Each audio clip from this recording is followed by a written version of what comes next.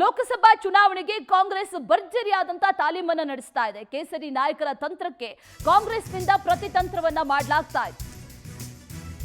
ತಯಾರಿಗಳು ಮೂರು ಪಕ್ಷಗಳಿಂದ ನಡೀತಾ ಇದೆ.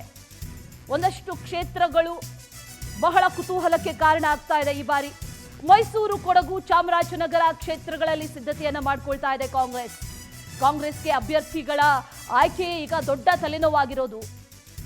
ಮೈಸೂರು, ಕೊಡಗು ಕ್ಷೇತ್ರದಲ್ಲಿ 2 ಬಾರಿ ಬಿಜೆಪಿ ಗೆದ್ದಿದೆ. 2 ಬಾರಿ ಗೆದ್ದಿರುವಂತಹ ಬಿಜೆಪಿ ಸಂಸದ ಪ್ರತಾಪ್ ಸಿಂಹ ಅವರನ್ನ ಸೋಲಿಸಬೇಕು ಅನ್ನುವಂತ ನಿಟ್ಟಿನಲ್ಲಿ ಕಾಂಗ್ರೆಸ್ ಈಗ ತಯಾರಿಯನ್ನ ಮಾಡಿಕೊಳ್ತಾ ಇದೆ. 3ನೇ ಬಾರಿಯೂ ಕೂಡ ಕ್ಷೇತ್ರವನ್ನ ಕಬಳಿಸುವ ತವಕದಲ್ಲಿ ಕೇಸರಿ ಪಡೆ ಇದೆ. ಇತ್ತ ಚಾಮರಾಜನಗರದಲ್ಲಿಯೂ ಕೂಡ ಹಿರಿಯ ಸಂಸದರು ಬೇರೂರಿದ್ದಾರೆ. ಹಿರಿಯ ಸಂಸದರಾಗಿರುವಂತಹ ವಿ ಶ್ರೀನಿವಾಸ್ ಪ್ರಸಾದ್ ಬಿಜೆಪಿಗೆ ಟಕ್ಕರ್ ಕೊಡೋದಕ್ಕೆ ಪ್ಲಾನ್ ಮಾಡ್ತಾ ಇದೆ ಕಾಂಗ್ರೆಸ್. ಆದರೆ ಕಾಂಗ್ರೆಸ್ನಲ್ಲಿ ಸಮರ್ಥ ಅಭ್ಯರ್ಥಿಗಳು ಯಾರು? ಪ್ರತಾಪ್ ಸಿಂಹ ಅವರ ಎದುರುಗಡೆ ಕಾಂಗ್ರೆಸ್ನಿಂದ ಯಾರು ಅಭ್ಯರ್ಥಿ ಆಗ್ತಾರೆ, ಯಾರನ್ನ ನಿಲ್ಲಿಸಲಾಗುತ್ತೆ, ಯಾರು ನಿಂತರೆ ಗೆಲ್ತಾರೆ ಅನ್ನೋದೇ ಈಗ ಇರುವಂತ ಪ್ರಶ್ನೆ ಕಾಂಗ್ರೆಸ್ಗೆ. ಹಾಗಾಗಿ ಈಗಾಗಲೇ ಸಂಸದರು ಕೂಡ ಕೆ ವೆಂಕಟೇಶ್ ಸ್ಪರ್ಧೆ ಮಾಡಬೇಕು ಅನ್ನುವಂಥ ಒತ್ತಡ ಕೂಡ ಒಂದು ಕಡೆ ಹೆಚ್ಚಾಗ್ತಾ ಇದೆ. 2 ಬಾರಿ ಗೆದ್ದಿದೆ, 3ನೇ ಬಾರಿ ಗೆಲ್ಲುವಂತ ನಿಟ್ಟಿನಲ್ಲೂ ಕೂಡ ಈಗ ಬಿಜೆಪಿಯು ಕೂಡ ತಯಾರಿಯನ್ನು ನಡೆಸ್ತಾ ಇದೆ. ವಿಚಾರಕ್ಕೆ ಸಂಬಂಧಪಟ್ಟಂತೆ ಮತ್ತಷ್ಟು ಡೀಟೇಲ್ಸ್ ಅನ್ನ ನೀಡ್ತಾ ಹೋಗ್ತಾರೆ ನಮ್ಮ ಪ್ರತಿನಿಧಿ ಸುರೇಶ್. ನೇರ ಸಂಪರ್ಕದಲ್ಲಿ ಜಾಯಿನ್ ಆಗ್ತಾ ಇದ್ದಾರೆ. ಸುರೇಶ್, ಈ ಬಾರಿ ಸಾಕಷ್ಟು ಕ್ಷೇತ್ರಗಳು ಕುತೂಹಲಕ್ಕೆ ಕಾರಣ ಆಗ್ತಾ ಇದೆ. ಅದರಲ್ಲಿ ಮೈಸೂರು, ಕೊಡಗು ಕೂಡ ಒಂದು. ಆದರೆ ಕಾಂಗ್ರೆಸ್ಗೆ ಸಮರ್ಥ ಅಭ್ಯರ್ಥಿಗಳ ಕೊರತೆ ಇದೆ. ಆ ನಿಟ್ಟಿನಲ್ಲಿ ಯಾರ ಆಯ್ಕೆ ಆಗ್ಬೋದು, ಯಾವ ಅಭ್ಯರ್ಥಿ ಆಯ್ಕೆ ಆಗ್ಬೋದು, ಏನೇನು ಡೀಟೇಲ್ಸ್ ಇದೆ ಸಂಬಂಧಪಟ್ಟಂತೆ? ಅಶ್ವಿನಿ, ಪ್ರಮುಖವಾಗಿ ಮೈಸೂರು ಮತ್ತೆ ಕೊಡಗು ಲೋಕಸಭಾ ಕ್ಷೇತ್ರ ಮುಖ್ಯಮಂತ್ರಿ ಸಿದ್ದರಾಮಯ್ಯ ಅವರ ತವರು ಕ್ಷೇತ್ರ. ಈ ಕ್ಷೇತ್ರದಲ್ಲಿ ಗೆಲ್ಲೇಬೇಕು ಅನ್ನೋ ಒಂದು ಹಠಕ್ಕೆ ಸಿಎಂ ಸಿದ್ದರಾಮಯ್ಯ ಅವರು ಹಠಕ್ಕೆ ಬಿದ್ದಿದ್ದಾರೆ. ಜೊತೆಗೆ ಗ್ರೌಂಡ್ ರಿಪೋರ್ಟ್ ಅನ್ನ ಇಲ್ಲಿ ಸ್ಥಳೀಯ ನಾಯಕರುಗಳಿಂದ ಪಡೆದುಕೊಳ್ತಿದ್ದಾರೆ. ಜೊತೆಗೆ ತಮ್ಮ ಪುತ್ರನನ್ನೇ ಈ ಬಾರಿ ಲೋಕಸಭಾ ಕ್ಷೇತ್ರಕ್ಕೆ ನಿಲ್ಲಿಸಿದ್ರೆ ಹೇಗೆ ಅನ್ನೋ ಒಂದು ಚರ್ಚೆಯನ್ನು ಕೂಡ ಸಿದ್ದರಾಮಯ್ಯನವರು ಮಾಡ್ತಿದ್ದಾರೆ.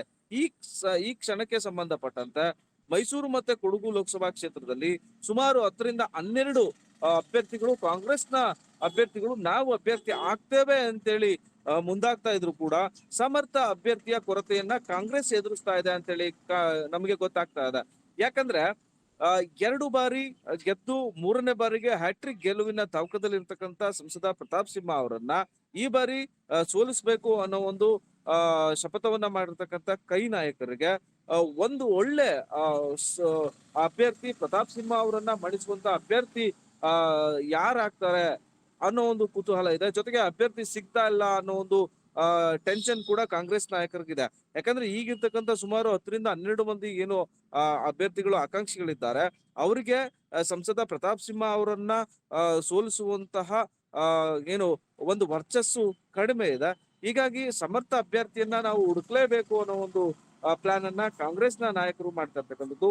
ಈಗ ಕೆಪಿಸಿಸಿ ವಕ್ತಾರರಾಗಿರ್ಬೋದು, ಜೊತೆಗೆ ಇನ್ನಿತರ ಅಭ್ಯರ್ಥಿಗಳೇನಿದ್ದಾರೆ, ಆಕಾಂಕ್ಷಿಗಳು, ಅವರನ್ನ ನಿಲ್ಲಿಸಿದ್ರೆ ಹೇಗೆ ಅಂತೇಳಿ ಸರ್ವೆಯನ್ನ ಈಗ 2ನೇ ಹಂತದ ಸರ್ವೆಯನ್ನ ಕೂಡ ಮಾಡಿಸಿದ್ದಾರೆ ಅನ್ನೋ ಒಂದು ಮಾಹಿತಿ ಲಭ್ಯ ಆಗ್ತಾ ಇರ್ತಕ್ಕಂಥದ್ದು.